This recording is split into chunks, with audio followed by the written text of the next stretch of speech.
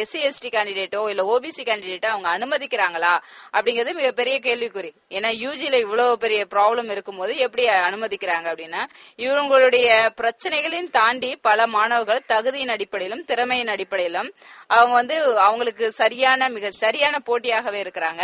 ஆனாலும் அவங்களுடைய மாணவர்களுக்கு 3 செமஸ்டர் தான் எம்டெக் அப்படிங்கிறது. ஐஐடில 3 செமஸ்டர் தான், அதாவது கிட்டத்தட்ட 1.5 இயர்ஸ் கோர்ஸ் அது. ஆனா இவங்க என்ன பண்றாங்க, இந்த தகுதியில திறமையில அவங்கள டார்ச்சர் பண்ணி அது கிட்டத்தட்ட 3 to 4 இயர்ஸ் 4 வருடங்கள் வரை அவங்க விட்டா போதும் அப்படிங்கிற சூழலுக்கு அவங்கள ஆளாக்கிடுறாங்க. அந்த அளவுக்கு அவங்களுக்கு டார்ச்சர் பண்றாங்க. அது 1978 நினைக்கிறேன். அது வரையிலும் கிட்டத்தட்ட ஆராய்ச்சிக்குன்னு எந்த தலித் மாணவரும் அவங்க அனுமதிக்கவே இல்லை. ஆராய்ச்சிக்கு எந்த மாணவர்களையும் அவங்க தலித் மாணவர்களை அவங்க அது அனுமதிக்கவே இல்லை. அதற்கு பிறகு தலித் மாணவர்களை அதற்கான காலகட்டத்தில் அவங்க முடிக்க விடாமலும் அவர்களுக்குரிய வசதிகளை செய்து தராமலும் இருக்காங்க. இவ்வளவுக்கும் ஐஐடி வாங்குற பணம்னு பாத்தீங்கன்னா, மெட்ராஸ் ஐஐடி ஒவ்வொரு வருடமும் மத்திய அரசாங்கத்திலிருந்து 40 கோடிக்கு குறைவில்லாம அவங்க பணம் வாங்குறாங்க. ஆனா அவங்களோட மாணவர்களுக்கு சராசரியா கிடைக்கக்கூடிய எந்த வசதியும் இவங்களுக்கு கிடைக்க விடாம பண்றாங்க. இதுக்கு ஒரு எடுத்துக்காட்டு பார்த்தோன்னா, கண்ணன் சொல்லி ஒரு தலித் மாணவர் மேத்தமெட்டிக்ஸ் டிபார்ட்மெண்ட்ல அவருக்கு செலக்ஷனுக்கு போறாரு பிஹெச்டிக்கு. ஆனா அவருக்கு அந்த டைம் கிடைக்கல. 2 முறை இன்டர்வியூக்கு வராரு. வேற வழியே இல்லாம 3வது முறை அவர் தேர்ந்தெடுத்து அவர் மேத்தமெட்டிக்ஸ் டிபார்ட்மெண்ட்ல அவர் அட்மிஷன் போட்ட பிறகு பெரிய அவங்க பண்ற மோசடி என்னன்னா, அட்டெண்டன்ஸ் ரெஜிஸ்டர்ல அவருடைய பேரை அவங்க எழுதவே இல்லை. 2 வருமா அப்படியே அட்டெண்டன்ஸ் ரெஜிஸ்டர்ல பேர் இல்லாமலே வராது. அதற்கு பிறகு அந்த மேத்தமெட்டிக்ஸ் டிபார்ட்மெண்ட்ல இருக்கிற டாக்டர் வசந்தா அப்படிங்கிற ஒரு உதவி பேராசிரியர் அவருக்கு உதவி பண்ணி பல அசோசியேஷனுக்கு இவருக்கு நடக்கிற கொடுமைகள் எல்லாம் எழுதி அவருக்கு ஓரளவுக்கு அவங்க உதவி செய்யறாங்க. இன்னொன்னு அவங்களே அந்த கேண்டிடேட்டை ஸ்டூடெண்டாவும் எடுத்துக்கிறாங்க.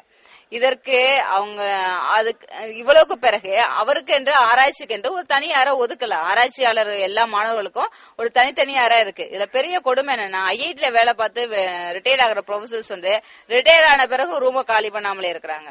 அவங்களுக்கு இருக்கிற உரிமைகள் கூட அங்க ஆராய்ச்சிக்கு என்ட்ரி லெவல்ல இருக்கிற ஒரு மாணவருக்கு அவங்க செய்து தர மறுக்கிறாங்க. அதுக்கு அடுத்த விஷயம், இந்த மாணவருக்கு உதவி பண்ணதாலே வசந்தாவும் சேர்ந்து ஒரு பெரிய ஹராஸ்மெண்ட், அதாவது பெரிய அடக்கு ஒடுக்குமுறைகளுக்கு அவங்களுக்கு ஆளாகிறாங்க. அவங்களுடைய மன ரீதியாகவும் அவங்களுடைய ப்ரமோஷன் ரீதியாகவும் அவங்க நிறைய இந்த விஷயத்துல அவங்க பாதிக்கப்பட்டிருக்காங்க. 1950 இருந்து இடஒதுக்கீடு வழங்கப்பட்டாலும் இன்னமும் போய் சேரல. அதுக்கு முக்கியமான காரணம் ஒன்று, வேலை வாய்ப்பில் இடஒதுக்கீடு கொடுத்தார்களே தவிர கல்வியில் இடஒதுக்கீடு கொடுக்கல, மறுத்துக்கிட்டே வந்தான். கல்வியில் இடஒதுக்கீடு கொடுக்காமல் வேலை வாய்ப்புக்கு போக முடியாது. அதற்கு பின்னால்தான் அந்த சட்டம் வந்தது. 2வது, எல்லாவற்றையும் அரசே செய்துவிட முடியாது. ஒரு சமூக விழிப்புணர்வை ஊட்ட வேண்டியது இயக்கங்களுக்குமான மிகப்பெரிய பொறுப்பு. எனவே இன்றைக்கு கிராமங்கள்லையும் அடிமட்டங்கள்லையும் ஊடுருவி இருக்கிற அந்த கீழே இருக்கிற மக்கள்கிட்ட இந்த செய்திகளை கொண்டு போக வேண்டிய பாலமாகத்தான் நம்மை போன்ற அமைப்புகள் இயங்க வேண்டும். தலித்துகளுக்கான ஒதுக்கப்பட்ட இடங்கள் காலி இடங்களாக இருக்குன்னு சொல்றாங்க. இது சரியாக முறையில நிரப்பப்பட்டிருக்கிறதா, அதற்கான வேட்பாளர்கள் விண்ணப்பங்கள் இருக்கிறதா அப்படிங்கறத பத்தியான என்ன அளவுகோல் வைத்திருக்கிறாங்க அப்படிங்கறத பத்தி தெரியல. இதுல அந்த ஐஐடி நிறுவனங்கள் ஏற்கனவே தகுதியான மாணவர்கள் இல்லாததால் நிரப்பப்படாமல் இருக்குதா, இல்ல தகுதியான மாணவர்கள் இருந்து உள்ளே விடாமல் இருக்கிறார்களா அப்படிங்கிற ஒரு பிரச்சனைகள்லாம் இருந்து கொண்டிருக்கிறது. இப்போ தாழ்த்தப்பட்டவர்களுக்கு இடஒதுக்கீடு பல கல்வி நிறுவனங்கள்ல நிரப்பப்படாம, ஐஐடி மட்டுமல்ல பல கல்வி நிறுவனங்கள் நிரப்பப்படாம இருக்கு. ஆனால் நிரப்பப்படாமல் இருக்கிறது என்பதற்காகவே அங்க இடஒதுக்கீடு வேண்டாம் என்ற வாதத்திற்கு யாரும் சொல்லல. அது நிரப்புவதற்கான வழிமுறைகளை அரசாங்கம் என்ன செய்யணும்? என்ன காரணம், ஒரு சமூகத்துல அடித்தளத்தில் இருக்கிற மக்கள் மேல்நிலைக்கு வர முடியாத நிலையில் இருக்கிற போது மேல்நிலைக்கு கொண்டு வருவதற்கான திட்டங்கள் என்ன என்பது பற்றி தான் ஒரு மக்கள் நல அரசாங்கம் பரிசீலிக்க வேண்டுமே தவிர, அது மக்கள் மேல்நிலைக்கு வரவில்லை என்பதனால அவர்கள் கீழே வைத்துக் கொண்டிருக்கிறதுல எந்த நியாயமும் கிடையாது. அது ஒரு மக்கள் அரசாங்கம் செய்யக்கூடிய வேலையே கிடையாது. நான் சொல்றேன், இப்ப பிற்படுத்தப்பட்ட மக்களுக்கு தமிழ்நாட்டை எடுத்துங்க. தமிழகத்துல நீங்க அகில இந்திய அளவில் நீங்க சொல்றீங்க, இன்னைக்கு தமிழகத்துல இடஒதுக்கீடு என்பது நீண்ட காலமாக அமலில் இருந்து கொண்டிருக்கிறது. நீண்ட காலமாக இடஒதுக்கீடு தமிழகத்திலே அமலில் இருந்த காரணத்தினால் இன்றைக்கு தாழ்த்தப்பட்ட மக்களுக்கான இடஒதுக்கீடு முழுமையாக பூர்த்தி செய்யப்படுகிறது. பிற்படுத்தப்பட்ட மக்களுடைய இடஒதுக்கீடு, மிகவும் பிற்படுத்தப்பட்ட மக்கள் இடஒதுக்கீடு முழுமையாக பூர்த்தி செய்து, அதையும் தாண்டி இன்றைக்கு என்ன சொன்னா, திறந்த போட்டி என்று சொல்லப்படுகிற இடத்திலே கூட பெரும்பான்மையான இடங்களை மிகவும் பிற்படுத்தப்பட்ட தாழ்த்தப்பட்ட மக்கள் பெறுகின்ற ஒரு நிலை, திறந்த போட்டியில பெறக்கூடிய நிலை. இது இந்தியாவில் வேற எந்த மாநிலத்தில் நீங்க பார்க்க முடியாது. தமிழகத்தில் மட்டும்தான் இதை பார்க்க முடியும்.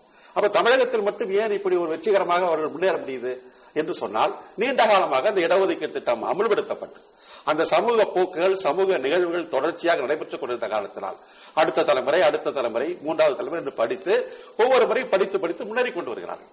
அதனால அந்த மற்ற வட மாநிலங்களில் இடஒதுக்கீடு இன்னும் அமுல்படுத்த துவங்காத ஒரு சூழ்நிலை இருக்கின்ற காலத்தினால்தான் இப்படிப்பட்ட இடைவெளிகள் இருக்கிறது. இதற்கு சரியான பரிகாரம் இடஒதுக்கீடை இன்னும் தீவிரமாக அமுல்படுத்த வேண்டும். சமூகத்திலே பின்னணி இருக்கின்ற மக்களை அந்த உயர்கல்விக்கு கொண்டு வருவதற்கான மாற்று ஏற்பாடுகள் என்ன, அவர்களை கொண்டு வந்து அந்த இடத்தில் நிரப்புவதற்கான திட்டங்கள் என்ன, அவைகளை பற்றி தான் பரிசீலிக்க வேண்டுமே தவிர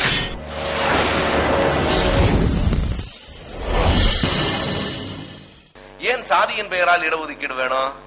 சாதியின் பெயரால் மறுக்கப்பட்ட உரிமைகளை சாதியின் பெயரால் தான் நாம் போராட முடியும் இல்லையா? வேற ஒன்னும் காரணம் இல்லை. எதுக்காக எனக்கு சலுகை மறுக்கப்பட்டது? ஏன் படிக்க கூடாதுன்னு சொன்ன? என் சாதி காரணமாக. என்னை ஏன் கோயில் கருவறைக்குள்ள வரக்கூடாதுன்னு சொன்ன? என் சாதி காரணமாக. என்னை ஏன் கோயிலுக்குள்ளேயே வரக்கூடாதுன்னு சொன்ன? என் சாதி காரணமாக, என் பிறப்பு காரணமாக. சாதி காரணமாக நீ மறுத்த உரிமைகளை எல்லாம் சாதி காரணமாகத்தான் நான் பெற முடியும். ஒருத்தர் அற்புதமாக இதுல எழுதியிருந்தார், கிணற்றுக்குள் ஒருத்தன் விழுந்துட்டான்னா அவனை தூக்குகிறவன் என்ன பண்ண முடியும்? கிணத்துக்குள்ள விழுந்துதான் அவனும் தூக்கணும். கிணற்றுக்குள் விழுந்தவன இவன் என்ன சொல்றான்னா, நீங்க மீண்டும் மீண்டும் இடஒதுக்கீடு என்பது சாதியை வளர்ப்பது இவர்கள் சொல்லுகிற முக்கியமான செய்தி. ஏன் எப்ப பார்த்தாலும் பள்ளிக்கூடத்துல சாதி கேட்கிறேன்னு கேட்கிறான். அப்போது சாதி கேட்பது சாதியை காப்பாற்றுவதற்கல்ல, சாதியை ஒழிப்பதற்கு. கிணத்துக்குள்ள இரண்டாவது ஆள் குதிக்கிறான் பாருங்க, அது கிணத்துக்குள் விழுந்து சாவதற்கல்ல, ஏற்கனவே விழுந்தவனை காப்பாற்றுறது. ரெண்டு பேர் விழுந்ததுக்கு வித்தியாசம் இருக்குது இல்லையா? இந்த பையன் கிணத்துக்குள்ள சாவறதுக்கு தான் விழுந்தான்னு சொல்ல முடியாது இல்ல. எனக்கு கிடைக்கிற சமுதாய பின்னணி இது எல்லாமே சமத்துவமா இல்ல. நீங்க என்டிடிவியோ சிஎன்எனோ அந்த மாதிரி ஐபிஎனோ பாத்துருந்தீங்கன்னா தெரியும், யூத் ஃபார் ஈக்குவாலிட்டி அப்படிங்கிற ஒரு போர்டை பிடிச்சிட்டு சண்டை போட்டுட்டு இருந்திருப்பாங்க. How can we youth can be equal? எனக்கு கிடைக்கிற சாப்பாடு பழைய சாதம், எனக்கு கிடைக்கிற சாப்பாடு ஊறுகாய், இன்னொருத்தனுக்கு கிடைக்கிற சாப்பாடு பருப்பு நெய் சாதம். நான் எப்படி பழைய சாதத்தை சாப்பிட்டுட்டு ஈக்குவலா போராட முடியும்? This should be addressed. This should be addressed. பல பேர் என்ன சொல்றான், சாதி அடிப்படையில வெளிநாட்டுல எல்லாம் இடஒதுக்கீடு கிடையாதுன்னு. டேய், வெளிநாட்டுல சாதியே கிடையாது, சாதியே கிடையாது. சாதி என்பது எங்க இருக்கு நீங்க தேடி பாருங்க. சுவிட்சர்லாந்துல இருக்கா? அமெரிக்காவில இருக்கா? இந்தியாவிலும் இந்தியாவாக இருந்த நாடுகளிலும் தான் ஜாதி இருக்கு. பர்மாவில இருக்கு, ஸ்ரீலங்காவில இருக்கு, பாகிஸ்தான்ல இருக்கு. ஏன்னா இவெல்லாம் ஒரு காலத்தில் இந்த நாடெல்லாம் இந்தியா. இது இந்தியாவின் கொடை, இந்துத்துவாவின் கொடை. இந்தியாவுக்கு இந்துத்துவா வழங்கின கொடை. இந்து மதமும் சாதியும் பிரிக்க முடியாது. 5 ஆண்டு பிடெக்ல ஐஐடில ஒரு பையன் படிக்கிறப்ப 4வது ஆண்டு படிக்கிறப்பயே அந்த மாணவர்களுக்கு கேம்பஸ் இன்டர்வியூ வந்தது. வெளிநாடுகளில் இருந்து நிறுவனங்கள் வந்து இவனுடைய தேர்வு முடிவுகள் வருவதற்கு முன்பே வெளிநாட்டுக்கு போவதற்கான வேலை வாய்ப்பு உத்தரவு அவனுக்கு வந்துவிடுகிறது. இவன் ரிசல்ட் வருவதற்கு முன்னாடியே வெளிநாட்டுக்கு போறதுக்கான விமான டிக்கெட் வர ஒரு ஐஐடி பையன் இருக்கலாம்.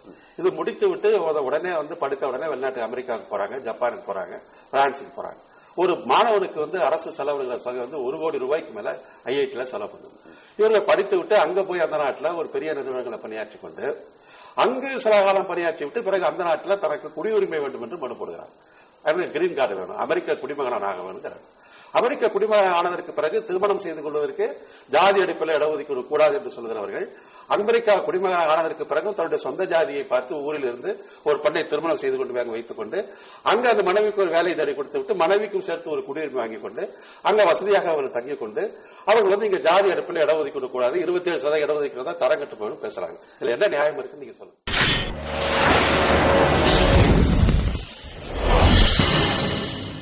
பொருளாதார அடிப்படை என்பது ஐயா பெரியார் ரொம்ப தெளிவா சொல்லிட்டு போனார்.